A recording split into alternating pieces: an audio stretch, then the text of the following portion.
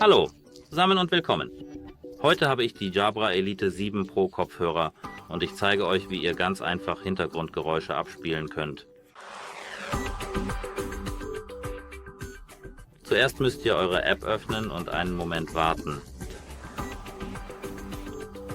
Unsere App identifiziert jetzt das verbundene Gerät. Jetzt konfiguriert unsere App unser Gerät. Jetzt müsst ihr nach unten scrollen, damit ihr Soundscape sehen könnt. Wenn ihr hier klickt, hört ihr jetzt Meeresrauschen. Wenn ihr darauf klickt, seht ihr beispielsweise rosa Rauschen, weißes Rauschen und viele verschiedene andere Geräusche. Wenn ihr aufhören wollt, müsst ihr einfach auf diesen Knopf, den Pause-Button, klicken. Das war's. Ich hoffe, es hilft euch. Auf Wiedersehen.